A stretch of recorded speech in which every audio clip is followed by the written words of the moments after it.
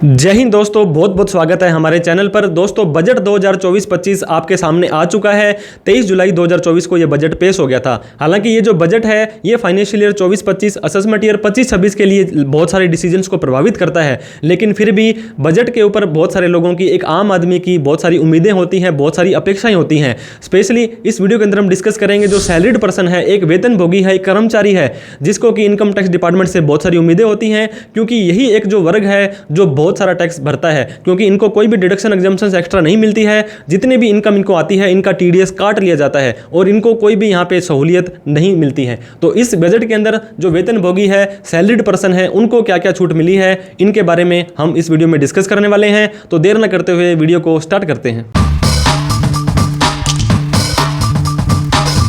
तो दोस्तों standard deduction की सबसे पहले हम बात करेंगे, क्योंकि सैलरी आ रही हो या आपको पेंशन की इनकम आ रही हो, आपको पता होगा शुरू में ये 40,000 रुपये थी, बाद में इसको 50,000 रुपये कर दिया और इस बजट के अंदर आपको 75,000 रुपये की स्टैंडर्ड डिडक्शन मिल जाएगी। लेकिन दोस्तों एक कंडीशन यहाँ पे लगा दी है, सिर्फ और सिर्फ न्यू टैक्स रिजाइम में ही 75,000 रुपये की स्टैंडर्ड डिडक्शन आपको मिलेगी। अगर आप ओल्ड टैक्स रिजाइम में जाना चाहते हैं तो आपको पहले की तरह अब भी 50,000 रुपये की स्टैंडर्ड डिडक्शन मिलने वाली है। मतलब 50,000 से अगर 75,000 रुपये हो गई है, 25,000 रुपये आपका ज़्यादा यहाँ पे स्टैंडर्ड डिडक्शन हो गई है। अगर आपकी इनकम 30% टैक्स स्लैब में आती है तो जो 25,000 रुपये का 30% है दोस्तों, 7,500 रुपये आपका टैक्स बचने वाला है। लेकिन होगा यह सिर्फ न्यू टैक्स रिजाइम में। ओल्ड टैक्स रिजाइम में कुछ भी बेनिफिट इन्होंने नहीं दिया है, हालांकि हम आगे और भी सारी चीज़ें डिस्कस कर रहे हैं। दूसरा जो दोस्तों चेंजेस है, अमेंडमेंट है इस बजट के अंदर जो सैलरीड पर्सन वालों के लिए आया है, वो है जो टैक्स रिजाइम है उसके अंदर थोड़ा सा मामूली सा चेंज किया गया है। आपको पता होगा ओल्ड और न्यू दो तरह के टैक्स रिजाइम होते हैं।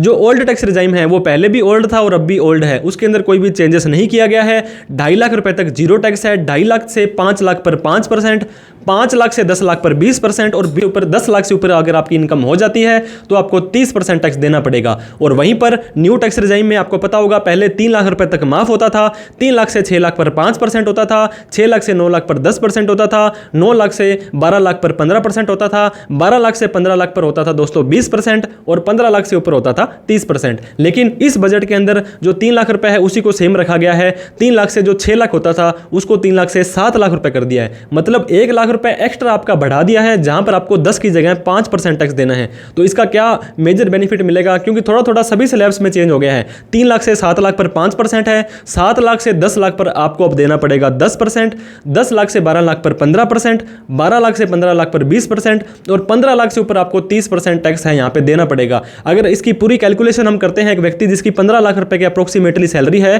तो उसका 1,40,000 रुपए के अप्रोक्सीमेटली टैक्स बनेगा। और वहीं पर अगर 3 लाख से 6 लाख वाली पर हम कैलकुलेट करते तो 1,50,000 रुपए बन जाता। तो मोटा मोटी इस टैक्स स्लैब को थोड़ा सा आगे खिसकाने से 10,000 रुपए के अप्रोक्सीमेटली आपको जो बेनिफिट मिलेगा, जिसकी इनकम 15 लाख रुपए तक है, इसके साथ में स्टैंडर्ड डिडक्शन से भी आपको पता होगा 7,500 रुपए का बेनिफिट मिलेगा। मतलब ओवरऑल 17,500 रुपए आपके टैक्स कम लगने वाले हैं अगर आप न्यू टैक्स रिजाइम में जाते हैं और आपकी इनकम अप्रोक्सीमेटली 15 लाख रुपए तक है। इसके बाद में एक जो चेंज आया है दोस्तों, एनपीएस यानी कि नेशनल पेंशन स्कीम। आपको पता होगा बहुत ही कम लोग वैसे तो इस स्कीम के अंदर या इस कैटेगरी में आते हैं, लेकिन फिर भी आपका इंप्लॉयर आपके एनपीएस के अंदर कोई डिडक्शन करता है। अगर आपका इंप्लॉयर दोस्तों सेंट्रल या स्टेट गवर्नमेंट है तब तो आपको पता होगा 14% की डिडक्शन आपको मिल जाती है।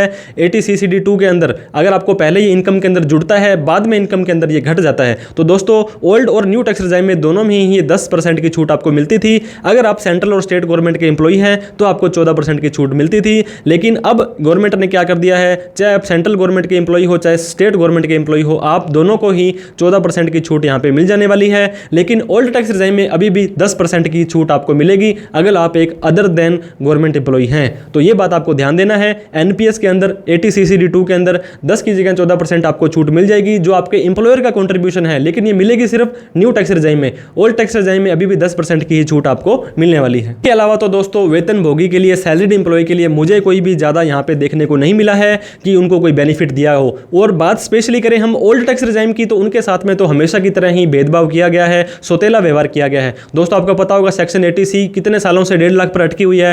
होम लोन की छूट है जो सिर्फ 2 लाख रुपए तक ही अटकी हुई है। इसके अलावा भी बहुत सारी ऐसी डिडक्शंस थी, एग्जम्पशंस थी, जहां पर इनको बढ़ाए जाने की उम्मीदें टकटकी लगाई गई थी, लेकिन ऐसा कुछ भी नहीं किया है। अब न जाने इनकम टैक्स डिपार्टमेंट का, गवर्नमेंट ऑफ इंडिया का क्या यहाँ पे रवैया हो सकता है है आने वाले 2-4 सालों में ओल्ड टैक्स रिजाइम को बंद ही कर दिया जाए या किसी भी तरह की डिडक्शन आपको ना ही दी जाए। तो दोस्तों ये था सैलरी पर्सन के लिए बजट में क्या क्या आया है। आपको अगर ये बजट अच्छा लगा हो तो आपको प्लीज़ कमेंट करके बताना है। बजट में कुछ कमी लगी हो और आगे वाले बजट में आप चाहते हैं कि गवर्नमेंट इस पर ध्यान दे तो उसको भी कमेंट करके बताएं। वीडियो अच्छी लगी तो हमें लाइक करें और दोस्तों अभी तक सब्सक्राइब नहीं किया तो प्लीज़ कर लें। Income tax, GST, personal finance से रिलेटेड बहुत सारी वीडियो हम आपके लिए लाते रहते हैं। तो thank you so much for watching this video. जय हिंद, जय भारत।